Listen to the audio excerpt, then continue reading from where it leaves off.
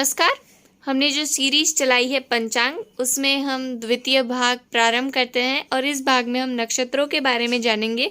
तो गुरुजी कृपया करके हमारा मार्गदर्शन करें अपने मुखारविंदों द्वारा। धन्यवाद। जैसा कि आपने पहले भी कई भागों में चर्चा किया है ज्योतिष से संबंधित, तो अब यहाँ पे हम बात करते हैं नक्षत्रों के।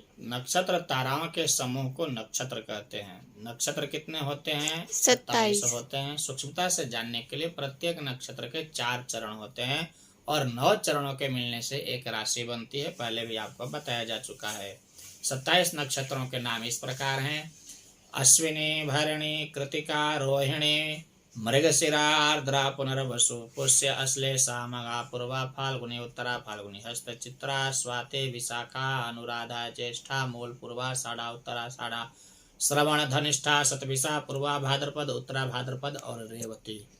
विशेष 28वां नक्षत्र अभिजित माना गया है। उत्तराषाढ़ा के 15 घटियां और श्रवण के प्रारंभ की 4 घटियां, कुल मिलाकर के 19 घटियां को मान वाला अभिजित नक्षत्र होता है। यह समस्त कार्यों में शुभ माना जाता है।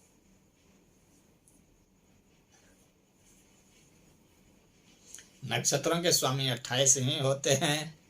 नक्षत्रों के फलादेश भी स्वामियों के स्वभाव गुण के अनुसार जानना चाहिए।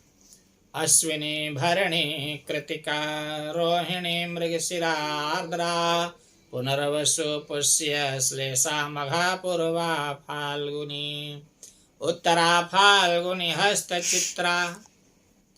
इसके भी देवता होते हैं अश्विनी कुमार, काल, अग्नि, ब्रह्मा, चंद्रमा, रुद्र, अदिति, बृहस्पति, सर्व, पितृ, भग, अर्यमा, सूर्य, विश्वकर्मा, स्वाति, विशाखा, अनुराधा, ज्येष्ठा, मूल, पूर्वाषाढ़ा, उत्तराषाढ़ा, श्रवण, धनिष्ठा, शतभिषा, पूर्वा भाद्रपद, उत्तरा भाद्रपद, रेवती के देवता हैं पवन, शुक्र, अग्नि, मित्र, इंद्र, नृति, जल, विश्वदेव, विष्णु, वसु, वरुण, अजयपाद, अहिर्बुध्न, पूषा, ब्रह्मा। नक्षत्र संज्ञा। स्थिर संज्ञक नक्षत्र कौन से होते हैं? रोहिणी, उत्तरा फाल्गुनी, उत्तराषाढ़ा, उत्तरा भाद्रपद नक्षत्र यह स्थिर या ध्रुव संज्ञक होते हैं। चल संज्ञक नक्षत्र पुनर्वसु, स्वाति, श्रवण, धनिष्ठा, शतभिषा नक्षत्रों के चल या चर संज्ञक चंचल संज्ञक होते हैं। उग्र संज्ञक भरणी, मघा, पूर्वा फाल्गुनी नक्षत्र कौन सी है? यह उग्र संज्ञक में आती है। पूर्वाषाढ़ा, पूर्वा भाद्रपद नक्षत्रों में, मतलब ये तीनों पूर्वा और भरणी, मघा ये उग्र एवं क्रूर संज्ञक कही जाती हैं। मिश्र संज्ञक होती हैं कृतिका, विशाखा नक्षत्रों के मिश्र की यानी साधारण संज्ञा होती है। लघु संज्ञक अश्विनी, पुष्य, हस्त अभिजित नक्षत्र लघु या क्षिप्र संज्ञक होते हैं। मृदु संज्ञक जो है मृगशिरा, चित्रा, अनुराधा, रेवती मृदु या मैत्र संज्ञक कहलाते हैं। तीक्ष्ण संज्ञक आर्द्रा, अश्लेषा, ज्येष्ठा, मूल नक्षत्रों के तीक्ष्ण या दारुण संज्ञक होता है।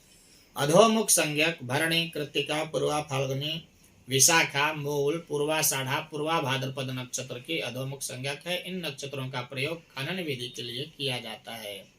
ऊर्ध्वमुख संज्ञक आर्द्रा, पुष्य, श्रवण, धनिष्ठा, शतभिषा नक्षत्र इनका ऊर्ध्वमुख संज्ञक है। इन नक्षत्रों का प्रयोग शिलान्यास करने के लिए किया जाता है।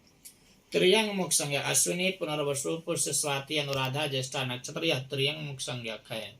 पंचक संज्ञक धनिष्ठा के तीसरे चौथा चरण, शतभिषा, पूर्वा भाद्रपद, उत्तरा भाद्रपद, रेवती नक्षत्रों की पंचक संज्ञक होती है। मूल संज्ञक नक्षत्र अश्विनी, अश्लेषा, मघा, ज्येष्ठा, मूल, रेवती नक्षत्र मूल संज्ञक नक्षत्र हैं। इन नक्षत्रों में बालक यदि उत्पन्न होता है तो लगभग 27 दिन पश्चात जब यह पुनः वही नक्षत्र आता है तो इसकी उस दिन शांति कराई जाती है। इसमें ज्येष्ठा और गंडांत मूल संज्ञक तथा अश्लेषा सर्प मूल संज्ञक होती है। अंधलोचन संज्ञक रोहिणी, पुष्य, उत्तरा फाल्गुनी, विशाखा, पूर्वाषाढ़ा, धनिष्ठा, रेवती नक्षत्र अंधलोचन संज्ञक है। इसमें चोरी हुई वस्तु शीघ्र मिलती है और वस्तु जो है पूर्व दिशा की तरफ जाती है। मंदलोचन संज्ञक अश्विनी, मृगशिरा, अश्लेषा, हस्त, अनुराधा, उत्तराषाढ़ा, शतभिषा नक्षत्र मंदलोचन या मंदाक्ष लोचन संज्ञक है। एक मास में चोरी हुई वस्तु प्राप्त करने पर मिलती है। वस्तु पश्चिम दिशा की तरफ जाती है।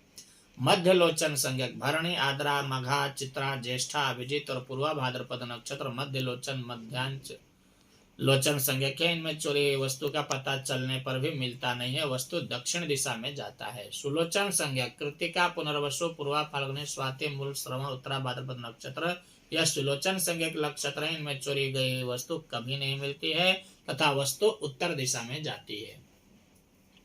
दग्ध संज्ञक वार और नक्षत्र के मेल से बनता है। इनमें कोई शुभ कार्य प्रारंभ नहीं करना चाहिए। रविवार में भरणी, सोमवार में चित्रा, मंगलवार में उत्तराषाढ़ा, बुधवार में धनिष्ठा, बृहस्पतिवार में उत्तरा फाल्गुनी, शुक्रवार में ज्येष्ठा, शनिवार में रेवती नक्षत्र होने से दग्ध संज्ञक योग बनता है।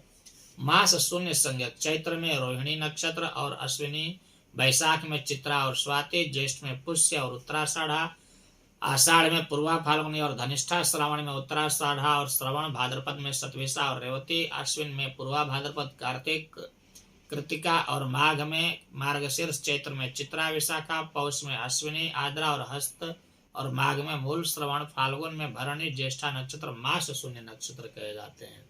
विशेष कार्यों की सिद्धि नक्षत्र संज्ञों की आज्ञा का फल प्राप्त होता है। अभी योग सूर्य चंद्रमा के संयोग से योग बनते हैं, इसे योग कहते हैं। योग भी 27 होते हैं, उनके नाम इस प्रकार से हैं।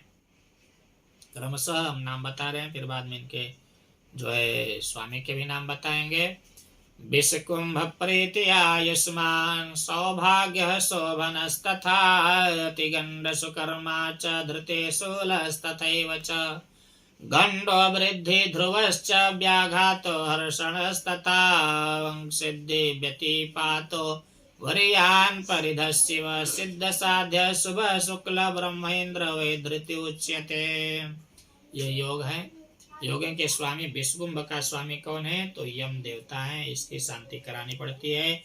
प्रीति का विष्णु है, आयुष्मान के चंद्रमा है, सौभाग्य के ब्रह्मा है, शोभन के बृहस्पति हैं, अतिगंड का चंद्रमा, सुकर्मा के इंद्र, द्युति का जल, शूल का सर्प, गंड का अग्नि, वृद्धि का सूर्य, ध्रुव का भूमि, व्याघात का वायु, हर्षल का भग और वृद्धि का वरुण, सिद्धि का गणेश, व्यतिपात के रुद्र, वरयान के कुबेर, परिधि के विश्वकर्मा, शिव का मित्र, सिद्ध का कार्तिकेय, साध्य का सावित्री, शुभ का लक्ष्मी, शुक्ल के पार्वती और ब्रह्मा का अश्विनी कुमार, इंद्र के पित्र और वैधृति के द्वितीय देवता हैं।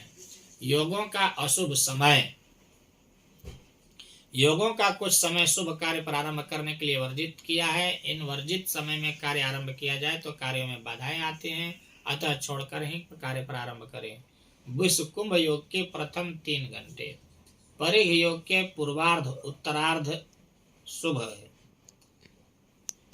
शुभ शूल योग के प्रथम 2 घंटे 48 मिनट, गंड की अतिगंड की 2 घंटे 20 मिनट, व्याघात योग के 3 घंटे 12 मिनट, हर्षल और विद्युत योग के 3 घंटे 36 मिनट, व्यतिपात और वैधृति योग के संपूर्ण शुभ कार्यों में त्याज्य है।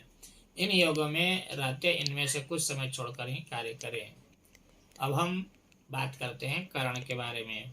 तिथि के आधे भाग को करण करते हैं, अर्थात एक दिन में 2 तिथियों जो तिथि होती है उसमें 2 भागों को करण करते हैं। करणों का नाम इस प्रकार से है।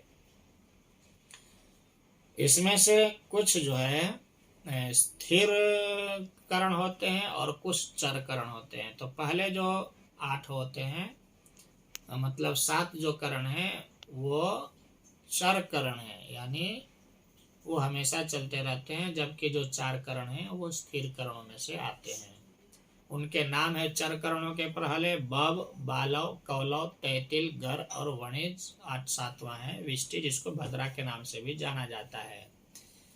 और स्थिर करण है शकुनी, चतुष्पद, नाग और किंस्तुघ्न। चर संज्ञक करण जैसा कि मैंने आपको बताया, बव, बालव, कौलव, तैतिल, गर, वणिज, विष्टि, और स्थिर संज्ञक शकुनी, चतुष्पद, नाग और किंस्तुघ्न।